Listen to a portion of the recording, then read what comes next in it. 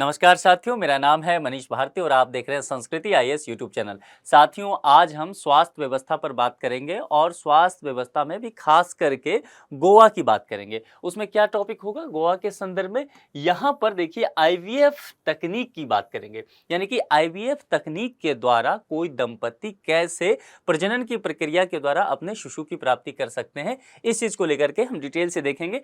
इसके साथ ही हम ये थोड़ा सा समझेंगे कि आईवीएफ टेक्नोलॉजी क्या होता है। इसके तकनीकी पहलुओं पर बहुत हम नहीं जाएंगे, लेकिन ओवरऑल मैं आपको थोड़ा सा बताऊंगा, क्योंकि एक बार मैं आईवीएफ तकनीक को पढ़ा चुका हूं डिटेल से, तो आप इसी करंट अफेयर्स के प्लेलिस्ट में देख सकते हैं। इससे जुड़े हुए मुद्दे क्या यहाँ निकल के आएंगे, इन सब चीजों को हम देखेंगे और यह देखेंगे कि गोवा सरकार क्या कर रही है ऐसा, जो अभी ये मामला पूरे भारत के स्तर पर चर्चा में आ गया है। साथ ही हम यह भी समझने का प्रयत्न करेंगे कि प्रजनन दर की जब हम बात करते हैं तो भारत के वो कौन कौन से राज्य हैं जहाँ की प्रजनन दर बेहतर है और वही कौन कौन से राज्य हैं जहां की प्रजनन दर की स्थिति जो है बहुत अच्छी नहीं है। तो इन सब टॉपिक पर हम बात करेंगे डिटेल से। उससे पहले जो है आपके लिए एक सूचना है, रक्षाबंधन के अवसर पर संस्कृति आईएएस कुछ कोर्स पर 50% तक का छूट लेकर के आई है। कोर्स कौन सा है? तो यूपीएससी का फाउंडेशन कोर्स है, यूपीपीसीएस का फाउंडेशन कोर्स है, बीपीएससी का फाउंडेशन कोर्स है, यूपीएससी का प्रीलिम्स कोर्स है, एनसीईआरटी कोर्स है और ऑप्शनल सब्जेक्ट जिनका हिस्ट्री और ज्योग्राफी है उनके लिए इन सभी कोर्सेज पर छूट है। मोड क्या होगा? तो live course, online course, pen drive course और डीएलपी कोर्स के तहत छूट दी जाएगी। जो तारीख तय की गई है इस ऑफर के लिए वह 29 अगस्त से 1 सितंबर का समय है और यहाँ पर कॉन्टैक्ट नंबर दिया गया है, आप कॉन्टैक्ट करके इस संबंध में विस्तृत जानकारी ले सकते हैं। जो लोग एक मुश्त पेमेंट नहीं कर सकते उनके लिए संस्था ने ईएमआई की भी सुविधा की है, आप वेबसाइट पर विजिट करके भी विस्तृत जानकारी ले सकते हैं। चलिए आगे हम टॉपिक की ओर चलते हैं और देखते हैं कि यह मुद्दा चर्चा में क्यों बना हुआ है। देखिए बीबीसी ने इस पर बहुत अच्छे से एक आर्टिकल कवर किया है, गोवा में गिरती प्रजनन दर, सरकार के कदम से क्या बदलेंगे हालात। तो एक चीज तो समझ में आ गया कि गोवा के संबंध में हम बात करेंगे और प्रजनन दर को लेकर के बात करेंगे, जिसकी स्थिति क्या कही गई है कि प्रजनन दर जो है वह लगातार गोवा में गिरती जा रही है। अब सरकार अगर यहाँ पर इस चीज को सुधार करने के लिए आई है, इसका मतलब जो है प्रजनन दर की स्थिति जो है वह दयनीय स्थिति हो गई है। यहाँ पर सरकार को दखल देना पड़ रहा है इन सब चीजों के लिए। अब बढ़ते हैं कि आगे मामला क्या है, कुछ प्रमुख बिंदु को देख लेते हैं। जैसा कि मैंने कहा कि गोवा में ऐसा देखा जा रहा है कि लगातार जो है प्रजनन दर कमती जा रही है और गोवा भारत का ऐसा पहला राज्य होगा जहां सरकार ऐसे दंपतियों को मुफ्त आईवीएफ इलाज देगी जो माता पिता बनना चाहते हैं। यहाँ पर आईवीएफ का मतलब क्या होता है? इन वेट्रो फर्टिलाइजेशन, यानी कि यह कृत्रिम एक तकनीक है जिसके द्वारा प्रजनन कराया जाता है। उस पर हम डिटेल से अभी बात करेंगे।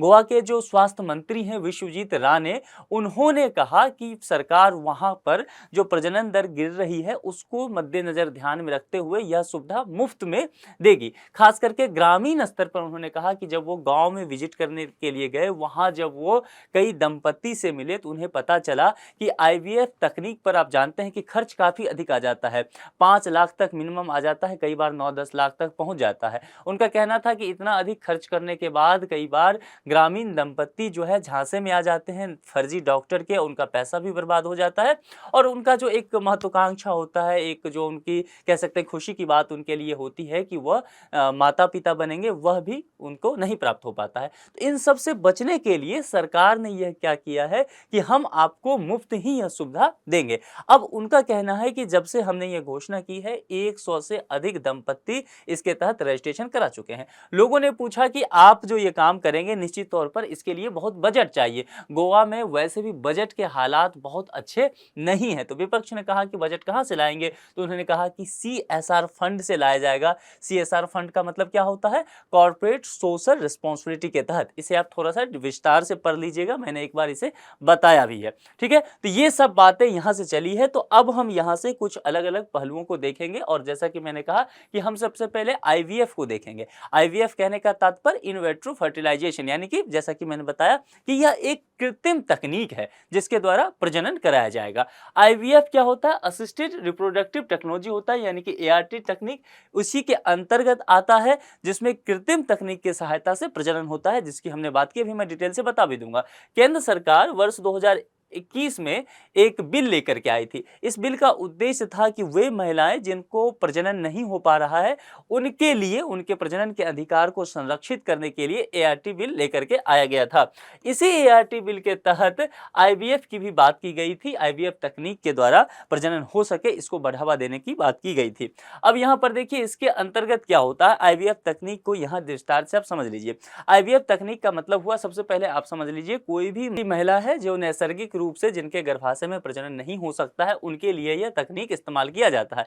इसके तहत क्या होता है कि महिला के गर्भाशय से अंडाणु लिया जाता है और पुरुष से क्या किया जाता है, स्पर्म लिया जाता है, और इसे बाहर प्रयोगशाला में, ठीक है, यानी कि गर्भाशय से बाहर कृत्रिम प्रयोगशाला में निषेचन कराया जाता है अंडाणु और शुक्राणु का। उसके बाद यहाँ भ्रूण तैयार होगा। उससे भ्रूण तैयार होने के बाद जो भ्रूण तैयार हुआ है कृत्रिम रूप से, उससे महिला के जो गर्भ होता है उसमें इसे स्थानांतरित कर दिया जाता है। तो यह तकनीक होता है। निश्चित तौर पर अगर चिकित्सा के हिसाब से बात करें, मेडिकल साइंस के हिसाब से, तो यह तकनीक अपने आप में काफी जटिल माना जाता है और इसीलिए इसमें खर्च भी बहुत आते हैं, क्योंकि बहुत ज्यादा इसमें जो है विशेषज्ञ डॉक्टर और आधुनिक तकनीक की आवश्यकता होती है। अब ये सब काम जो है महिलाओं के लिए गोवा सरकार मुफ्त में देने की घोषणा की है।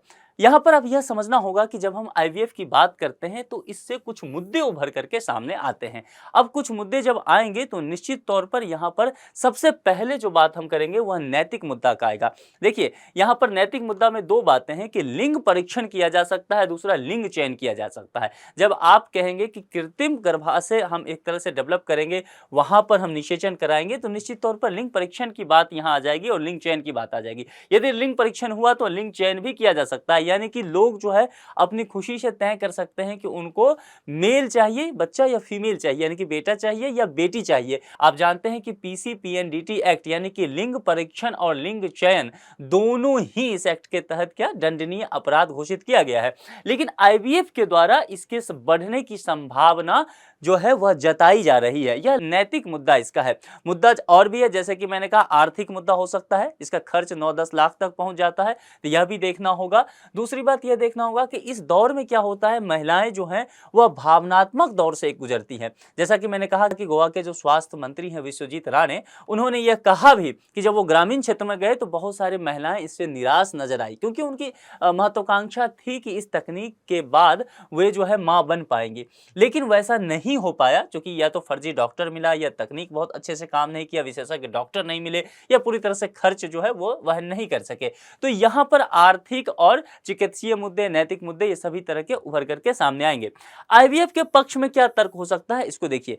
गर्भधारण में मदद करने के लिए सबसे सरल और प्रभावी तकनीक इसे माना जाता है। देखिए गर्भधारण करने के लिए यानी कि मां बनने के लिए, दंपत्ति को अगर माता पिता बनना है तो निश्चित तौर पर कई तरह की व्यवस्थाएं, जैसे कि सरोगेसी भी है। सरोगेसी पे एक लेक्चर मैंने लिया था, यहां पर हम सरोगेसी को बहुत बात नहीं करेंगे। हालांकि सरोगेसी का मतलब क्या होता है, किराए का कोख होता है, ठीक है। जैसे कि यहां पर क्या था, यहाँ आईवीएफ में यहाँ पर क्या हुआ कि कृत्रिम रूप से एग और स्पर्म लेकर के निषेचन किया गया और फिर महिला के गर्भ में उसे स्थापित कर दिया गया।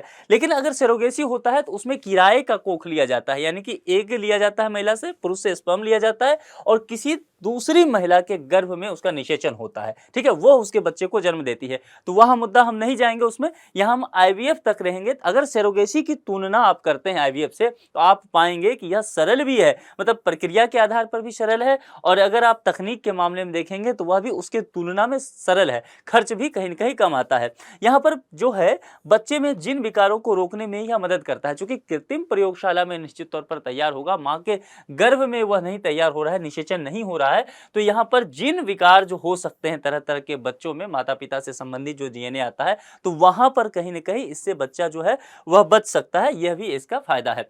अच्छा, गोवा में प्रजनन दर को एक बार हम देख लेते हैं। हमने इससे पहले जो है यहाँ पर ये सब नैतिक मुद्दे और पक्ष वगैरह देख लिया कि आईवीएफ का।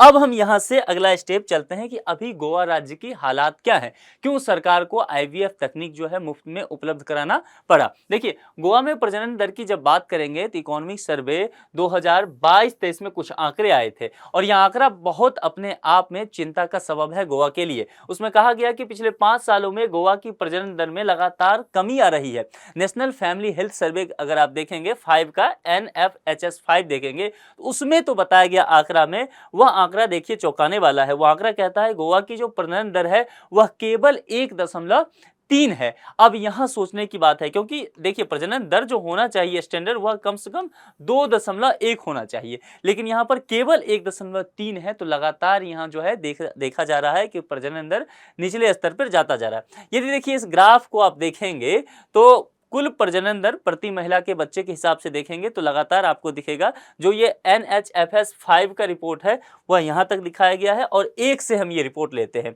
ठीक है। यहाँ पर NFHS 1 से 5 तक की रिपोर्ट में दिखाया गया है कि लगातार यहाँ पर गोवा में देखेंगे आपका प्रजनन दर जो है वह गिरता ही जा रहा है। देखिए यहाँ तक गिरता हुआ नजर आ रहा है। तो यही चिंता का सबब है कि इसमें सुधार देखने को नहीं मिल रहा है। अब ये चिंता का सबब क्यों है इसको हम डिटेल से देख लेंगे। देखिए PRS लेजिस्लेटिव रिसर्च जो है उसने भी एक रिपोर्ट दिया था और उसने कहा था कि गोवा में कुल बजट का 9.1% जो है वह स्वास्थ्य पर खर्च होता है। तो जब बजट का 9.1% स्वास्थ्य पर खर्च होता है उसके बावजूद भी स्थिति इतनी दयनीय बनी है तो निश्चित तौर पर सरकार को इसके लिए आगे आना भी था और सरकार ने यह काम किया भी। यदि कुल प्रजनन दर की बात देखें तो 1.6 से नीचे का प्रजनन दर अच्छा नहीं माना जाता है और गोवा का 1.3 ही है, यानी कि प्रजनन दर काफी कम है। और प्रजनन दर 2.1 यदि माना जाता है तो जनसंख्या प्रतिस्थापन हो पाएगा। जनसंख्या प्रतिस्थापन करने का तात्पर्य यहाँ इस बात से है कि जैसे मान लीजिए 100 करोड़ अभी जनसंख्या है तो आगे भी 100 करोड़ जनसंख्या बनी रहे, इसके लिए जरूरी है कि प्रजनन दर जो है वह कम से कम 2.1 होना चाहिए। यदि प्रजनन दर इससे कम हो जाता है, मान लीजिए 2 हो जाता है, 1.8 होता है तो 100 करोड़ आगे चल के जनसंख्या नहीं रहेगी, जनसंख्या प्रतिस्थापन पूरी तरह से नहीं हो पाएगा।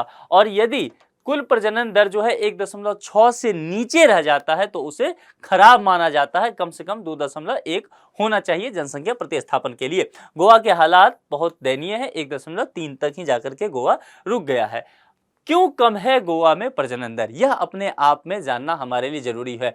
यह आप गोवा के संबंध के साथ साथ वैश्विक स्तर पर बहुत सारे ऐसे देश हैं, यूरोपीय देश, जहां पर प्रजनन दर काफी कम होता जा रहा है, उन मुद्दों से भी जोड़ करके आप इसे देख सकते हैं। देखिए जहां पर भी साक्षरता दर ज्यादा होगा तो साक्षरता दर यदि ज्यादा होगा तो वहां पर लोग क्या करेंगे, छोटे परिवार की जो नीति है उसे अपनाएंगे। जैसे भारत में क्या है कि हम दो हमारे दो, यानी कि 2 बच्चे तक है। अब लोग कई बार क्या होता है कि अधिक उम्र में शादी कर रहे हैं, करियर के कारण हो रहा है या उनकी अपनी इच्छा नहीं है कि चलो बाद में शादी करेंगे। समाज में खुलापन भी आता है निश्चित तौर पर, तो इस वजह से भी विवाह का उम्र जो है वह बढ़ता चला जा रहा है। अब जब विवाह का उम्र बढ़ता जा रहा है तो प्रजनन क्षमता का जो एक उम्र है वह महिलाओं में कहीं न कहीं गिरता चला जाता है। तो यह भी एक वजह है। दूसरी वजह जैसा कि मैंने कहा कि लोग परिवार नियोजन के लिए उत्साहित होते हैं। 2 बच्चे हैं, लोग सोचते हैं महंगाई का समय है या फिर इतना ज्यादा फैमिली को मेंटेन करना पड़ेगा, करियर की बात है, तो कई लोग एक ही बच्चे को जन्म देते हैं, कई लोग बच्चे जन्म न दे करके बच्चे को गोद ही ले लेते हैं। तो बहुत सारी ऐसी बातें हैं जिसके वजह से लोग यहाँ पर निश्चित तौर पर देखेंगे कि प्रजनन दर कम करने में उनका कहीं न कहीं जाने अनजाने में योगदान हो जाता है। इसके अलावा क्या है, गर्भ निरोधक का इस्तेमाल। देखिए निश्चित तौर पर गर्भ निरोधक का इस्तेमाल करना बुरा नहीं है, यह दिखाता है कि वह समाज जो है जागरूक है, वह समाज जो है शिक्षित है। लेकिन कई बार क्या होता है कि इसका प्रभाव जो है वह नकारात्मक पड़ता है। जनसंख्या स्थिरता तो ठीक है, लेकिन जनसंख्या स्थिरता के बाद जब प्रजनन दर गिरने लग जाए तब कहीं ना कहीं जाकर के समस्या होने लग जाती है, जो गोवा के संदर्भ में अभी देखा जा रहा है। इसके अलावा राज्य से प्रवास भी बहुत है, यानी कि यहाँ के लोग जो है काफी ज्यादा दूसरे जगह रहते हैं, भारत के भी विभिन्न राज्यों में रहते हैं। इसके अलावा अगर हम मिडिल ईस्ट की बात करें, गल्फ कंट्री की बात करें, तो गोवा के लोग जो है काफी बाहर रहते हैं। इस वजह से भी यहाँ का प्रजनन दर जो है लगातार गिरता जा रहा है। अब कम प्रजनन दर होता है तो इसका प्रभाव क्या पड़ेगा। अभी तक हमने सब बातें कर ली, लेकिन क्यों कम प्रजनन दर होगा तो समस्या क्या है इसे देख लेते हैं। देखिए गोवा में जैसा कि मैंने कहा प्रजनन दर जो है 1.3 है, जो कि यदि 1.6 से नीचे है तो दयनीय स्थिति है, जो कि बना हुआ है। इसका तात्पर्य यह हुआ कि 100 महिलाएं जो है वह 130 बच्चे ही पैदा कर रही हैं। प्रजनन दर घटने से क्या होगा कि जनसंख्या घट जाएगी, ठीक है, यानी कि जैसा कि मैंने कहा कि जनसंख्या प्रतिस्थापन के लिए 2.1 चाहिए, लेकिन अगर 1.3 ही है तो जितनी जनसंख्या पहले थी उतनी जनसंख्या नहीं रह जाएगी आगे चल करके, तो जनसंख्या लगातार गिरेगी। जनसंख्या लगातार गिरेगी तो क्या होगा, अर्थव्यवस्था पर बुरा प्रभाव पड़ेगा, क्योंकि संसाधन जो है, मानव अपने आप में एक संसाधन है, काम करने के लिए, रोजगार करने के लिए लोगों की जरूरत पड़ेगा, मैन पावर का। वैसे भी मानव को पूंजी कहते हैं, मानव पूंजी। तो जब यहाँ लोग ही नहीं रहे तो निश्चित तौर पर काम तो रहेगा लेकिन उपलब्ध लोग नहीं रह जाएंगे, तो जो अर्थव्यवस्था है उसके लिए यह बुरा होगा। जनसंख्या के कम होने से काम करने के लिए लोगों की कमी हो जाएगी। इसके अलावा क्या है, बुजुर्गों की संख्या में जो है बहुतायत होगा। जैसे जापान के संदर्भ में आप देखेंगे तो वहां भी, जापान को तो अब कहा जाने लगा है बूढ़ों का देश कहा जाने लगा है, यानी कि वहां की भी प्रजनन दर काफी कम गई है। तो नए बच्चे जन्म ले ही नहीं रहे हैं, तो युवा जो है अधिक नहीं आएंगे। जो पहले जन्म लिए हैं समय के साथ वह वृद्ध होंगे, तो वृद्धों की संख्या जो है लगातार बढ़ती चली जाएगी।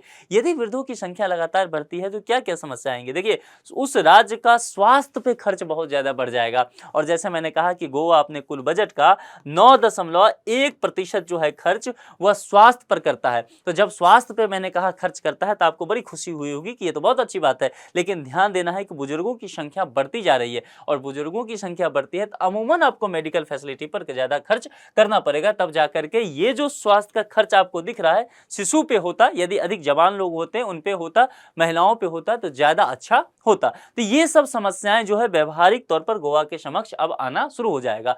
कम प्रजनन दर का प्रभाव किन राज्यों पर क्या है, उन सब चीजों को देखते हैं। देखिए, सबसे पहले यहां देखते हैं कि जो कौन कौन से राज्य हैं जहां की प्रजनन दर कितनी है। यदि आप देखें यहां बिहार के, ये रेड वाला देख रहे हैं आप, 1.5 से लाइट कलर से शुरू हुआ और यहां पर 3 तक आया है, जो कि ये इंडिकेट करता है कि प्रजनन दर की स्थिति क्या है। यदि आप बिहार को देखेंगे तो बिहार की प्रजनन दर अपने आप में सबसे बेहतर मानी जा रही है, यानी कि बिहार सबसे अव्वल स्थिति में है। ऐसा ही मेघालय भी 2.9 होगा, उत्तर प्रदेश भी 2.4 है। यहाँ पर अगर गोवा का देखेंगे तो 1.3 है, कर्नाटका 1.7 है, आंध्र का 1.7 है, तेलंगाना 1.8 है, तमिलनाडु 1.8 है, केरला 1.8 है। अब एक चीज जरा गौर करके आप देखिए, उत्तर भारत के राज्यों के देखिए, राजस्थान 2 है, मध्य प्रदेश 2 है, छत्तीसगढ़ 1.8 है, ओडिशा 1.8 है, यहाँ पर झारखंड 2.3 है। नॉर्थ ईस्ट के कई स्टेट को देखेंगे तो 1.7, 1.9, मणिपुर ठीक है, नागालैंड 1.7 ही, अरुणाचल भी 1.8 ही और असम भी 1.9 ही है। अब यहाँ पर हम एक चीज समझने की कोशिश करते हैं।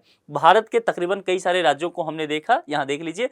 अब आप समझिए, जब हम उत्तर भारत की बात करते हैं तो यहां पर प्रजनन दर आपको बेहतर नजर आएगा, लेकिन जब दक्षिण भारतीय राज्यों की बात करेंगे तो देखिए यहां का प्रजनन जो है लगातार गिरता जा रहा है।